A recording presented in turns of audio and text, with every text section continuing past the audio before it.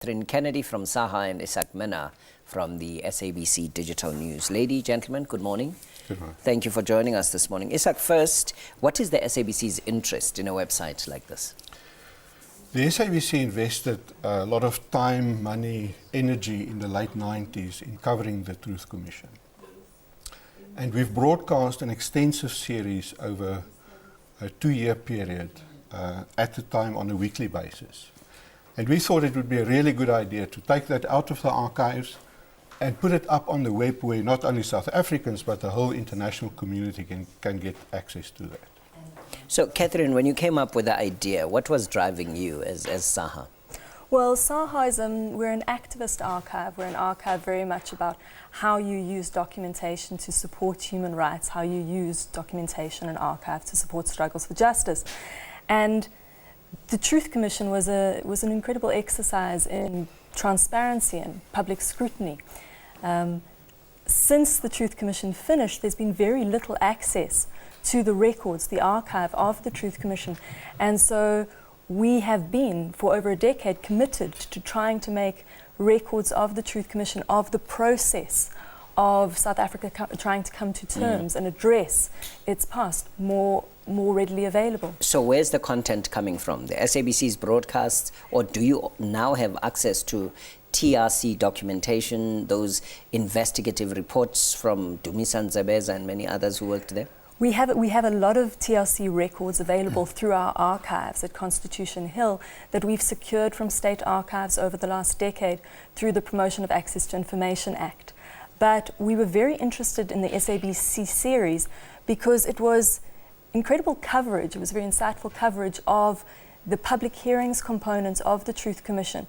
And it hadn't been accessible for a number of years. And it's a really good introduction to both what emerged through the public hearings of the Commission, but also to the actual process, the transitional justice mechanism that we were going through. So we decided 4 or 5 years ago to try and see if we could take the series, if we could transcribe it to make it more searchable, and whether we could interconnect it with a lot of the written output of the Truth Commission.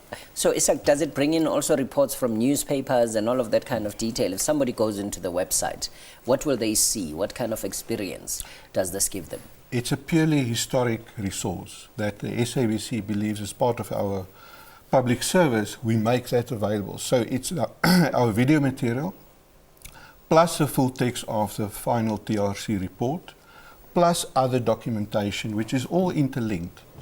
We think, for instance, that schools can, in their curricula, it is now for the first time possible to go to that part of our history, do a search on particular people's names, on places, all coming through the apartheid history and that came up during the Truth Commission hearings. And one can actually read up on it, and you can see television investigative reports on that. How extensive is this? Well, I think there's 600 to 700 clips from the TV series. Yeah. How many books? There were 7 volumes of the TRC final report. Then there's a multitude of transcripts of the public hearings, so the Human Rights Violation Committee hearings, the amnesty decisions, the amnesty hearings. You've also got glossaries, lists of the identified victims and survivors through the commission process.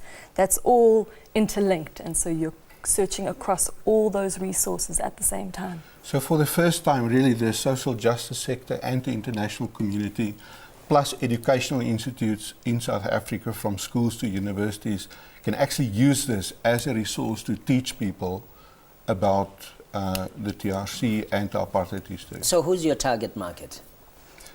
The target market is basically anybody who would like to know more about that part of our history. Yeah.